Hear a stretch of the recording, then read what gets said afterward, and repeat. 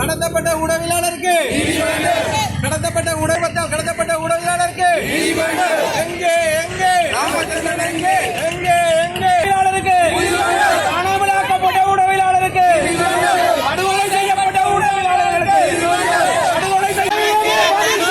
பதில் சொல் ராமச்சந்திரன் எங்கே கடத்தப்பட்ட உடவியலாளருக்கு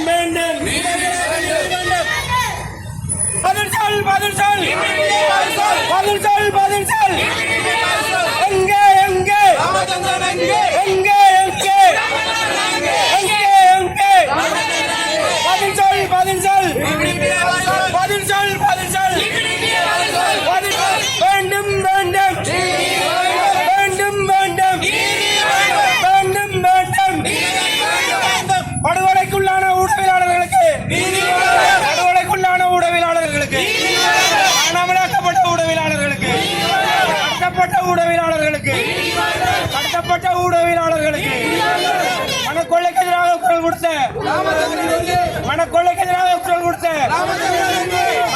எதிராக குரல் கொடுத்த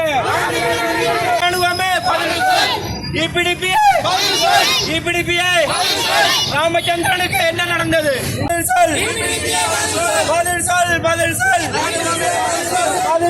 பதில் சொல் எங்கே எதிராக குரல் கொடுத்த ஊடகவியலாளர் சு ராமச்சந்திரன் இராணுவத்தில் கைது செய்யப்பட்டு காணாமல் ஆக்கப்பட்டமைக்கு நீதி கோரல். யாழ்ப்பாணம் வடமராட்சி துன்னாலியைச் சேர்ந்த ஊடகவியலாளரும் ஆசிரியருமான சுப்பிரமணியம் ராமச்சந்திரன் கடத்தப்படும் போது 37 வயது ஸ்ரீலங்கா இராணுவத்தினர் மற்றும் ஈழ மக்கள் ஜனநாயக கட்சியினர் கடந்த 15/2/2007 அன்று கலிகை இராணுவ முகாமில் வைத்து கைது செய்யப்பட்டு பின் காணாமல் ஆக்கப்பட்டிருந்தார். கலிகை சந்தியில் அமைந்திருந்த ஸ்ரீலங்கா இராணுவ படை முகாமில் வைத்து சம்பவ தினத்தன்று மாலை விசாரணைக்காக அழைத்துச் செல்லப்பட்டமையும் குறித்த சம்பவத்துடன் அக்காலகட்டத்தில் இராணுவத்துடன் சேர்ந்து இயங்கிய ஈழமக்கள் ஜனநாயக கட்சியைச் சேர்ந்தவர்களுக்கு நேரடி தொடர்பு இருந்தமை தொடர்பிலும் வடமராட்சி பல்லப்பை படை முகாமில் பல வருடங்களாக தடுத்து வைக்கப்பட்டிருந்தமை தொடர்பிலும் கண்கண்ட சாட்சியங்கள் அடிப்படையில் முன்னைய ஜனாதிபதி ஆணைக்குழுவான பரணகம ஆணைக்குழுவில் பெற்றோர் மற்றும் சகோதரி ஆகியோரால் முறைப்பாடு செய்யப்பட்டுள்ளது.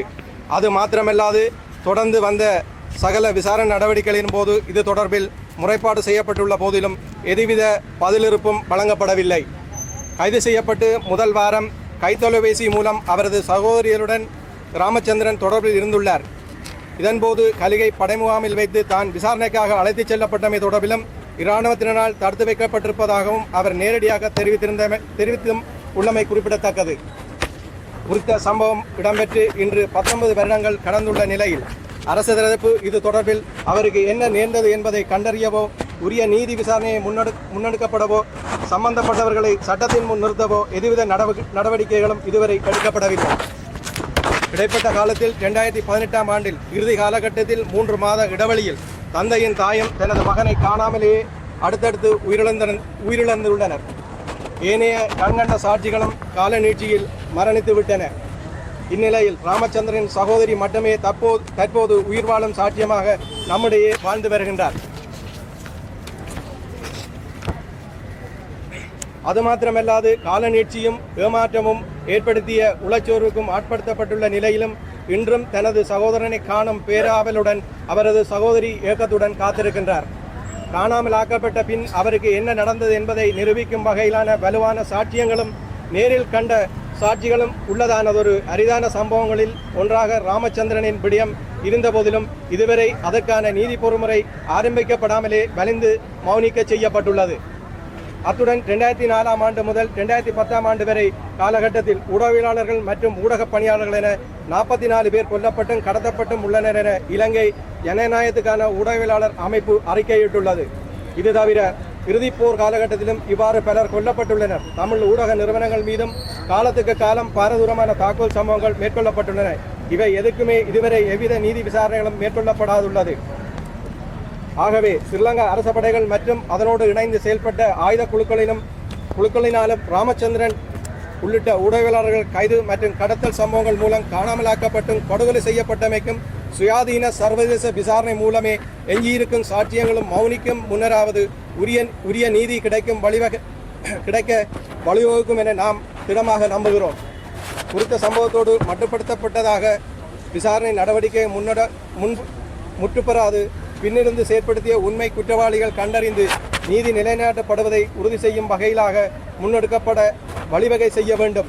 தமிழ் ஊடகத்துறை மீது காலத்துக்கு காலம் வெவ்வேறு வடிவங்களில் தொடரும் அச்சுறுத்தல் நிலையினை உடனடியாக தடுத்து நிறுத்துவதற்கும் அதற்கு காரணமானவர்களை பாரபட்சமின்றி சட்டத்தின் முன் உரிய நீதியினை வழங்குவதற்கும் சுயாதீன சர்வதேச விசாரணைக்கு ஜனாதிபதி அனுரகுமார திசாநாயக்க அவர்கள் உரிய நடவடிக்கை எடுக்க வேண்டும் என இத்தருணத்தில் யாழ் வடமராட்சி ஊடக இல்லம் வலியுறுத்தி நிற்கின்றது. இன்றைய தினம் பருத்தித்துறை பேருந்து நிலையத்திலே யாழ் வடமராட்சி ஊடக இல்லத்தினுடைய ஏற்பாட்டிலே வலிந்து காணாமலாக்கப்பட்ட ஊடகவியலாளர் ராமச்சந்திரன் அவர்களுக்கு நீதி வேண்டும் என்கின்ற அடிப்படையிலே ஒரு கவனஈர்ப்பு போராட்டம் இப்பொழுது இடம்பெற்றிருக்கிறது. 15/2/2007ஆம் ஆண்டு ஸ்ரீலங்கா இராணுவத்தினராலும் ஸ்ரீலங்கா இராணுவத்தோடு சேர்ந்து இயங்கிய இபிடிபி ஒட்டுக்குழுவினராலும் வலிந்து கைது செய்யப்பட்டு கலிகை சந்தியிலே அமைந்திருந்த இராணுவ முகாமில் கைது செய்யப்பட்டு பிற்பாடு தடுப்பிலே வைக்கப்பட்டு இன்று வரை அந்த ஊடகவியலாளருக்கு ராமச்சந்திரன் ஊடகவியலாளருக்கு என்ன நடந்தது என்பது எந்தவித விசாரணைகளுமின்றி தொடர்ந்து கொண்டிருக்கிறது.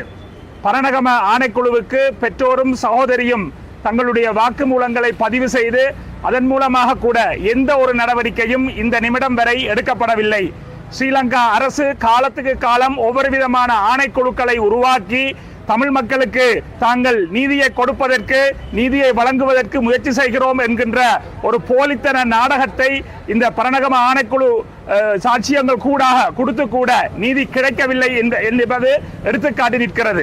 ஆக அந்த அடிப்படையிலே ஒரு ஜனநாயகத்தினுடைய அடிப்படை ஒரு தூண்களிலே ஒன்றாகிய ஊடகவியல் ஊடகத்துறைக்கு சுதந்திரம் இல்லாத தன்மையும் ஊடகவியலாளர்கள் சுதந்திரமாக சுயாதீனமாக செயற்பட முடியாத ஒரு அடக்குமுறையைத்தான் இது எடுத்துக்காட்டி நிற்கிறது. காலத்துக்கு காலம் மாறி மாறி வருகின்ற அரசுகள் ஸ்ரீலங்கா அரச கட்டமைப்பில் இருந்து கொண்டு தமிழ் மக்களுடைய ஊடகத்துறையை நசுக்கி அடக்கி ஒடுக்குவதற்கு இது நல்ல முன்னுதாரணமாக இருக்கிறது. அதனால்தான் நாங்கள் மீண்டும் மீண்டும் சர்வதேச நீதியை வலியுறுத்தி நிற்கின்றோம். சர்வதேச சமூகம் எங்களுடைய இந்த நீதி ஊடகவியலாளர் ராமச்சந்திரனுக்கு நடைபெற்ற அந்த காணாமல் ஆக்கப்பட்ட சம்பவத்துக்கு அந்த இன அழிப்புக்கு பொறுப்பு கூற வேண்டும். ஸ்ரீலங்கா அரசுக்கு அழுத்தத்தை கொடுப்பதன் ஊடாக இப்படியான ஊடகவியலாளர்கள் தமிழ் பரப்பிலே காலத்துக்கு காலம் காணாமல் ஆக்கப்பட்டும் கொன்றொழிக்கப்பட்டும் படுகொலை செய்யப்பட்டும் வருகின்ற சம்பவங்களுக்கு முற்றுப்புள்ளி வைக்கப்பட வேண்டும். எப்பொழுது தமிழர்களுக்கு தங்களுடைய சுய நிர்ணய உரிமையை தீர்மானிக்கக்கூடிய ஒரு நிரந்தர அரசியல் தீர்வு வழங்கப்படுகிறதோ அப்பொழுதுதான் தமிழர்களை ஆட்சி செய்யக்கூடிய ஒரு நிலை ஏற்படும் பொழுதுதான் ஊடக சுதந்திரம் என்பது முற்றுமுழுதாக உறுதிப்படுத்தப்படும் என்ற அடிப்படையிலே சர்வதேச சமூகம் இதற்காக குரல் கொடுக்க வேண்டும் என்று சொல்லி பொத்துவில் தொடக்கம் பொலிகண்டி வரை மக்கள் பேரெழுச்சி இயக்கத்தின் சார்பிலே வேண்டி நிற்கின்றோம். கடந்த 2007ஆம் ஆண்டு 2ஆம் மாதம் 15ஆம் தேதி கலிகை பகுதியிலே வைத்து ஊடகவியலாளர் ராமச்சந்திரன் அவர்கள் இபிடிபி தேசவிரோத ஆயுத குழுவினாலே கடத்தப்பட்டு இராணுவத்தினரிடம் ஒப்படைக்கப்பட்டதாக சாட்சியங்கள் இருக்கின்றது. ராமச்சந்திரன் அவர்கள் குடும்பத்தினரோடு தொடர்பு கொண்டு தான் விசாரணைக்காக கலிகை இராணுவ முகாமிலே தடுத்து வைக்கப்பட்டிருப்பதாக சொன்னதான ஆதாரங்களும் இருக்கின்றது. அன்றிலிருந்து இன்று வரை அவருக்கு என்ன நடந்தது என்பது வெளிப்படுத்தப்படவில்லை. அவர் காணாமல் ஆக்கப்பட்டு 19 ஆண்டுகள் கடந்திருக்கின்றது. ஜனாதிபதி ஆணைக்குழுக்கள் இந்த காணாமல் ஆக்கப்பட்டமை தொடர்பாக உருவாக்கப்பட்ட ஆணைக்குழுக்களிலே பரணகம ஆணைக்குழுவுக்கு முன்னால் அவருடைய தாயார் சகோதரி போன்றவர்கள் சாட்சியங்களை வழங்கியுள்ள போதிலும் கூட இன்று வரை விசாரணை செய்யப்பட்டு அவர்களுக்கான நீதி எதுவும் வழங்கப்படவில்லை. இவ்வாறு பெருமளவான ஊடகவியலாளர்கள் படுகொலை செய்யப்பட்டிருக்கிறார்கள், கடத்தப்பட்டு காணாமலாக்கப்பட்டிருக்கிறார்கள். பல்லாயிரக்கணக்கான முன்னாள் போராளிகளும் பொதுமக்களும் இந்த ஈபிடிப்பினராலும் இராணுவத்தினராலும் கடத்தப்பட்டு காணாமலாக்கப்பட்டிருக்கின்றார்கள். இவர்களுக்கு என்ன நடந்தது என்பது தொடர்பாக யுத்தம் முடிந்து 17 ஆண்டுகளாகியும் இன்று வரையில் எந்தவிதமான தகவல்களும் வெளிப்படுத்தப்படவில்லை. இலங்கை அரசை பொறுத்தவரையிலே அவர் எந்த ஆட்சியாளராக இருந்தாலும் ஒருபொழுதும் அவர்கள் இந்த குற்றங்களில் ஈடுபட்ட இராணுவத்தினரையோ அவர்களோடு இணைந்து இயங்கிய துணை இராணுவ குழுக்களையோ விசாரித்து பாதிக்கப்பட்டவர்களுக்கு நீதி வழங்கவோ அல்லது குற்றம் செய்தவர்களுக்கான தண்டனைகளை வழங்கவோ போவதில்லை என்பது வரலாற்றினூடாக நிரூபிக்கப்பட்டிருக்கின்றது. அந்த வகையிலே தமிழர்கள் ஒட்டுமொத்தமாக வடகிழக்கு தமிழர்கள், புலம்பெயர்ந்து வாழ்கின்ற தமிழர்கள் கூட்டாக இணைந்து கடந்த 17 ஆண்டுகளாக தமிழ் மக்கள் மீது புரியப்பட்ட இனப்படுகொலைக்கு ஒரு சர்வதேச குற்றவியல் விசாரணை நடத்தப்பட வேண்டும் என்பதனையும், அதேபோன்று இந்த வலிந்து காணாமலாக்கப்பட்டமைக்காகவும் ஒரு சர்வதேச விசாரணை ஒன்று, சுயாதீனமான விசாரணை ஒன்று நடத்தப்பட வேண்டும் என்பதிலும் உறுதியாக நின்று செயல்பட்டு வருகின்றோம். இந்த பொறுப்புக்கூறல் விவகாரமானது ஐக்கிய நாடுகள் மனித உரிமைகள் பேரவைக்குள் கடந்த 15 ஆண்டுகளாக முடக்கப்பட்டிருக்கின்றது. ஐக்கிய நாடுகள் மனித உரிமைகள் பேரவைக்கு குற்றவியல் விசாரணையை நடத்துவதற்கான அதிகாரம் இல்லாமல் இருக்கின்ற ஒரு சூழலிலே அந்த விவகாரத்தை தொடர்ந்தும் அந்த பேரவைக்குள் முடக்கி வைத்து கொண்டிருப்பதன் மூலமாக தமிழ் மக்கள் மீது குற்றம் புரிந்த ஸ்ரீலங்கா அரசு, அதனுடைய ஆயுதப்படைகள், அதனோடு இணைந்து இயங்கிய துணை இராணுவ குழுக்கள் தொடர்ந்தும் அந்த தண்டனைகளிலிருந்தும் விசாரணைகளிலிருந்தும் தப்பித்துக் கொள்வதற்கான வாய்ப்புகள் மட்டும்தான் வழங்கப்படுகின்றது. அது மட்டுமல்லாமல் இங்கே அறிக்கையை வாசித்த ஊடகவியலாளர் மதியவர்கள் அந்த அறிக்கையிலே குறிப்பிட்டது போன்று இந்த சாட்சியங்கள் தான் இப்பொழுது வயது முதிர்ச்சி காரணமாகவோ அல்லது சுயினம் காரணமாகவோ அல்ல விபத்துக்கள் காரணமாகவோ உயிரிழக்கின்ற நிலைமை அதிகரித்து கொண்டு செல்கின்றது, அல்லது வயது முதிர்ச்சி காரணமாக நினைவிழந்து போகின்ற நிலைமை. இதனால் சாட்சியங்கள் இல்லாமல் போகின்ற பொழுது குற்றவாளிகள் தப்பித்துக் கொள்ளக்கூடிய ஒரு சூழல் அதிகரித்து கொண்டிருக்கின்றது. ஆகவே இனியும் காலதாமதம் இல்லாமல் உடனடியாக ஒரு சர்வதேச விசாரணை ஒன்று ஆரம்பிக்கப்பட வேண்டும். இலங்கை அரசாங்கம் ஒருபொழுதும் நீதி தராது. அது அனுரகுமார் அரசாங்கமாக இருந்தாலும் அதற்கு விதிவிலக்கல்ல. இந்த காணாமல் போனமை, கடத்தப்பட்டமைகள் மற்றும் படுகொலைகளுக்கு அனுரகுமார திசாநாயக்கா உள்ளிட்ட ஜேவிபியினருக்கும் முற்றுமுழுதான பங்கிருக்கிறது. இந்த 2002 ஏற்பட்ட ஒரு அமைதி உடன்படிக்கையை குழப்பி மீண்டும் ஒரு யுத்தத்திற்குள் நிலைமையை தள்ளிக்கொண்டு சென்றதிலே இந்த இனவரி பிடித்த ஜேவிபியினருக்கும் பங்கிருக்கிறது. அதிலே அனுரகுமார திசாநாயக்காவுக்கும் பங்கிருக்கிறது. ஆகவே அவர் நீதி தருவார் என்று நாங்கள் முட்டாள்தனமாக நினைக்கக்கூடாது. அவர்கள் இடதுசாரிகள் என்று சர்வதேச சமூகத்தை ஏமாற்றி கொண்டிருக்கின்றார்கள். அவர்களுக்கும் இடதுசாரிகளுக்கும் எந்த சம்பந்தமும் இல்லை. மிக கொடூரமான கொலைவெறி கொண்டவர்களாகவே இந்த ஜேவிபியினரும் என்பிபியினரும் இன்று காணப்படுகின்றார்கள். ஆகவே ஒரு கணமும் தாமதிக்காமல் இந்த பொறுப்புக்குரல் விவகாரம் ஒரு சர்வதேச விசாரணையாக ஆரம்பிக்கப்பட வேண்டும் என்பதனை தமிழ் தேசிய மக்கள் முன்னணி, தமிழ் தேசிய பேரவையாக நாங்கள் இந்த இடத்திலே வலியுறுத்தி கொள்ள விரும்புகிறோம். ஊடகவியலாளர் சுப்பிரமணியன் ராமச்சந்திரன் அவர்கள் கலிகை சந்தியில் உள்ள இராணுவ முகாமிலே மறைக்கப்பட்டு அங்கே விசாரணைக்கு உட்படுத்தப்பட்டு 2007ஆம் ஆண்டு அவர் கைது செய்யப்பட்டு இன்று வரை 19 வருடங்களாக அவர் இன்று காணாமல் போயிருக்கின்றார். அந்த காணாமலாக்கப்பட்ட ராமச்சந்திரன் அவர்களுக்கு நீதி வேண்டி இன்று நாங்கள் இந்த கவன ஈர்ப்பு போராட்டத்தை வடமராட்சி ஊடக மையத்தினர் இன்று இந்த பருத்தித்துறை நகரத்திலே செய்து கொண்டிருக்கின்றார்கள். உண்மையிலேயே இன்று வரை பல நூற்றுக்கணக்கான ஊடகவியலாளர்கள் தங்களுடைய குரல்களை நசுக்கு நோக்கோடு இந்த அரசாங்கம், கடந்த கால அரசாங்கங்கள் செயற்பட்டு கொண்டிருக்கின்றது. பல ஊடகவியலாளர்கள் இந்த மண்ணிலே கொல்லப்பட்டிருக்கின்றார்கள், காணாமலாக்கப்பட்டிருக்கின்றார்கள். ஆனால் இன்று வரை அதற்கான எந்த ஒரு நீதியான விசாரணையோ எதுவுமே நடைபெறவில்லை. அதுக்கு ஒரு பொறுப்பு கூறல் இல்லை. நிச்சயமாக இந்த ஊடகவியலாளருக்கு ஒரு நியாயமான ஒரு நீதியான விசாரணை நடத்தி என்ன நடந்தது என்பது கண்டறியப்பட வேண்டும். எல்லாவற்றால் இந்த ஊடக சுதந்திரம் என்பது தொடர்ச்சியாகவே இந்த இலங்கை நாட்டிலே தொடர்ச்சியாகவே ஒரு அடக்குமுறையாகவே இருந்து வருகின்றது. ஊடகவியலாளர்களுக்கு சரியான ஒரு பாதுகாப்பு இல்லை. அச்சுறுத்தல் காணப்படுகின்றது. கூடுதலாக இந்த பயங்கரவாத தடுப்பு பிரிவினர் இந்த ஊடகவியலாளர்களை அச்சுறுத்துவரும் அவர்களை விசாரணைக்கென்று அழைப்பதும் இவ்வாறு ஒரு ஊடகத்தை அடக்குகின்ற செயற்பாட்டிலே இந்த ஸ்ரீலங்கா அரசாங்கம் தொடர்ச்சியாக ஈடுபட்டு கொண்டிருக்கிறது. இதை நாங்கள் வன்மையாக கண்டிக்கின்றோம். ஊடகவியலாளர்கள் சுதந்திரமாக அவர்களுடைய பணிகளை மேற்கொள்வதற்கு செயற்படுவதற்கு இந்த அரசாங்கம் வழிசமைத்து கொடுக்க வேண்டும். காணாமல் ஆக்கப்பட்டிருக்கின்ற இந்த ராமச்சந்திரன் அவர்களுடைய குடும்பம் இன்று கூட அவரை தேடி அலைந்து திரிந்து கொண்டிருக்கின்றது. ஆனால் அவருக்கு என்ன நடந்தது என்பது கூட இன்று வரை தெரியாது. சாதாரணமாக அவர் ஒரு ஊடகவியலாளராக பணியாற்றி கொண்டிருந்த அந்த ஊடகவியலாளரை இன்று காணாமல் செய்திருக்கின்றார்கள். ஆகவே இந்த ஊடக தர்மம் என்பது இந்த நாட்டிலே பேணப்பட வேண்டும். ஊடகவியலாளர்கள் இதுவரை காலமும் கடத்தி காணாமலாக்கப்பட்டு இருக்கின்ற இந்த ஊடகவியலாளருக்கு ஒரு நீதியான விசாரணை நடத்தி அவர்களுக்கு நீதியான ஒரு நீதியை பெற்றுக் கொடுப்பதற்கு ஒரு விசாரணை அவசியம் என்பதை நாங்கள் வலியுறுத்தி கூற விரும்புகின்றோம்.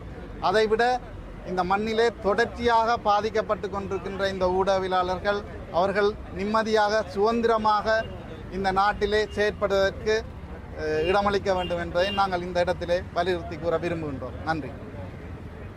போர் நடைபெற்று கொண்டிருந்த காலத்திலும் சரி, அதற்கு பின்னரும் சரி, ஊடகவியலாளர்களுக்கு எதிரான அடக்குமுறைகள், குறிப்பாக ஜனாதிபதியாக இருந்த மஹிந்த ராஜபக்ச காலத்தில் தொடங்கிய விடயங்கள் இன்றைக்கு தென்னிலங்கையிலே ஒரு சில சிங்கள ஊடகவியலாளர்களுடைய விடயங்களை துலக்குவர்கள் தமிழ் ஊடகவியலாளர்கள் படுகொலை சம்பந்தமாக எந்த விதமான விசாரணைகளிலும் முன்னேற்றங்கள் ஏற்படவில்லை. அது யாராக இருந்தாலும் நிமல்ராஜனுடைய படுகொலையாக இருக்கட்டும், எந்த படுகொலையாக இருக்கட்டும், அதற்கு நீதி இல்லை என்ற நிலைமைதான் இருந்து கொண்டிருக்கிறது. வடக்கு கிழக்கு பூராகவும் பலருடைய படுகொலைகள் நடைபெற்றன. இது 2007ஆம் ஆண்டிலே மணல் கொள்ளைக்கு எதிராக குரல் கொடுத்த இந்த ஊடகவியலாளர் ராமச்சந்திரன் அவருடைய கட்டுரை வெளியாகிய தினக்குரலில் வெளியாகிய 2வது நாள் அவர் கடத்தப்படுகின்றார் என்றால் இராணுவமும் EPDP தான் பொறுப்பு என்று அவர் தன்னுடைய கட்டுரையிலே கூறியிருந்தார். அது மாத்திரமல்ல, அவரை அதன் பின்னர் அந்த முகாமிலே தடுத்து வைக்கப்பட்டிருந்த பொழுது பல இராணுவத்தினருடைய தொலைபேசி மூலம் அவர் பேசியிருக்கிறார். வீட்டுக்கு கடத்தப்பட்டதுக்கான ஆதாரங்கள், சாட்சியங்கள் ஒவ்வொன்றாக தந்தையார், தாயார் என்று இறந்து கொண்டிருக்கக்கூடிய நேரத்தில் ஒரு கிராம சபை உத்தியோகத்தர் கூட சொல்லியிருக்கார், நான் அவரை பார்த்தேன் என்று. ஆகவே இவர்கள் காலம் கடத்துகின்றது நிலை மாறுகால நீதிக்கிடையிலே சுத்துமாத்து நீதியாக எல்லாம் நீர்த்து போய் செய்யக்கூடிய நிலைமையை நோக்கி செல்கிறது. ஆகவே உடனடியாக சர்வதேச தலையீட்டின் மூலம் எங்களுக்கு ஒரு நீதி கிடைக்க வேண்டும் என்பதுதான் எங்களுடைய பொதுமக்களுடைய விருப்பமும் வேண்டுகோளுமாகும். நன்றி. தமிழர் சங்கத்தை செயலாளர் ராஜ்குமார், இரும்பு மனிதன் ராமச்சந்திரனை கடத்துவதால் ஆயிரக்கணக்கான ஊடகவியலாளர்கள் இன்றும் இருக்கிறார்கள். அவர்கள் உண்மையை நீதியை கொண்டு வருவார்கள். காணாமலாக்கப்படுவதற்கு ஒரு நீதியை இல்லாட்டி உண்மையை நாங்கள் அறிஞ்சு கொள்கிறோம்டா எங்களுக்கு ஒரு இறமை வேணும்.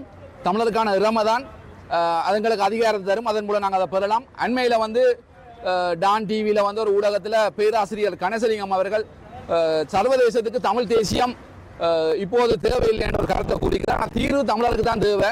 அதை சார்ந்த அரசியல் தரப்புகளுக்கு நாங்கள் ஒரு அறிக்கையை எங்களோட தமிழர் சாய காணாமலாக்கர் சங்கத்தால் வெளியிடுறோம். அரசியல் நிஜம் என்ற பெயரில் தமிழ் அரசியலை பலவீனப்படுத்த வேண்டாம். 48ஆம் ஆண்டு சுதந்திரத்துக்கு பிறகு இருந்து இன்று வரை ஸ்ரீலங்கா நாட்டில் தமிழர்கள் அனுபவிப்பது உடன்படிக்கை மீறல்கள், அரசியல் ஏமாற்றங்கள், காணாமல் ஆக்கப்பட்ட குழந்தைகள், நில அகரிப்பு, இராணுவ ஆக்கிரமிப்பு, அரசியல் உரிமை மறுப்பு. இத்தகைய வரலாற்றுக்கு மத்தியில் சில கல்வியாளர்கள் மற்றும் குடியியல் சமூக தலைவர்கள் இன்று தமிழரிடம் கூறுவது இதுதான் புவிசார் அரசியல், நிஜம் எதுவும் மாறாது, வெளிநாட்டு தலையீடு பயனில்லை, நாம் தழுவிக்கொள்ள வேண்டும். இது நிஜவாதம் அல்ல, இது அரசியல் பின்னடைவு. தமிழ் தேசியம் ஒரு துறைமுக ஒப்பந்தம் அல்ல. தமிழர் அரசியல் எதிர்காலத்தை சிலர் குறைத்து காட்டுவது கம்மாந்தோட்ட போர்ட் மன்னார் பகுதியில் காட்டாலை. நாம் ஒரு துறைமுக ஒப்பந்தமா? நாம் ஒரு காட்டாலை திட்டமா? தமிழ் அரசியல் கேள்வி என்பது அரசியல் நிலை, வரலாற்று தாயகம், பாதுகாப்பு, காணாமலாக்கப்பட்டோருக்கு நீதி, கண்ணியமான வாழ்வு. இந்த போராட்டம் சீனாவால் தொடங்கப்படவில்லை, இந்தியாவால் தொடங்கப்படவில்லை, 2009 தொடங்கப்படவில்லை. இது சுதந்திரத்துக்கு முன் இருந்த அரசியல் வரலாற்றில் தொடங்கியது. எங்கே தமிழ் வரலாறு? எங்கே வடக்கு கிழக்கில் இருந்த முன் காலனி தமிழ் ஆட்சி அமைப்புகள், காலனித்துவ மறுசீரமைப்பால் ஏற்பட்ட அரசியல் மாற்றங்கள் 60ஆம் ஆண்டில் ஐநா காலனித்துவ ஒழிப்பு தீர்மானம். பலர் புவிசார் அரசியல் பேசுகிறார்கள், ஆனால் சர்வதேச சட்டம் பேசுவதில்லை. பலர் சமநிலை பேசுகிறார்கள், ஆனால் சுயநிர்ணயம் என்ற வார்த்தையை தவிர்க்கிறார்கள். ஏன்? இது அரசியல் தோல்வி மனநிலை. நமக்கு சொல்லப்படுவது எந்த பன்னாட்டு ஆதிக்கமும் கிடையாது, சக்தி சமநிலை நிரந்தரம், சர்வதேச ஈடுபாடு பயனற்றது. இந்த அணுகுமுறை மிகுந்த நம்பிக்கையின்மை, புவிசார் அரசியலை முழுமையாக புரியாதது, தற்போதைய சக்தி சமநிலையை நிரந்தரம் என கருதுவது. புவிசார் அரசியல் நிரந்தரம் அல்ல. உலகில் கொசோவோ, சவுத் சூடான், ஈஸ்டிமோர் இவை ஆரம்பத்தில் சாத்தியமற்ற என கூறப்பட்டன. அவை வென்றது சக்தி வாய்ந்த நாடுகள் அக்கறை கொண்டதால் அல்ல, உலக அரசியல் சூழல் மாறியதால். புவிசார் அரசியல் இயக்கமுடையது, நிலையானதல்ல. தமிழ் தேசிய அடமானம் வைப்பதா? இந்த கல்வியாளர்கள் பலர் கடந்த தேர்தலில் NPP கட்சிக்கு ஆதரவு தெரிவித்தனர். கேள்வி: தமிழ் அரசியல் உரிமைக்கான உறுதியான மாற்ற மறுக்கும் பாதுகாப்பு என்ன பெறப்பட்டது? 48 வரலாற்று தெளிவாக காட்டுகிறது. ஒப்பந்தங்கள் கையெழுத்தானது, பின்னர் பலவீனமாக்கப்பட்டது, பின்னர் கைவிடப்பட்டது. தமிழர் அரசியல் பலவீனமாவது பாதுகாப்பை தராது, அது மேலும் மையப்படுத்தலை உருவாக்கும். மக்கள் விழிப்பு அவசியம். நாளை மேலும் கடுமையான சிங்கள தேசியவாத அரசு வந்தால் நமக்கு என்ன பாதுகாப்பு உள்ளது? சர்வதேச சட்டம் இல்லாமல், பன்னாட்டு கண்காணிப்பு இல்லாமல், வெளிப்புற அரசியல் அழுத்தம் இல்லாமல் தமிழர் அரசியல் நிலை குறையக்கூடும். இது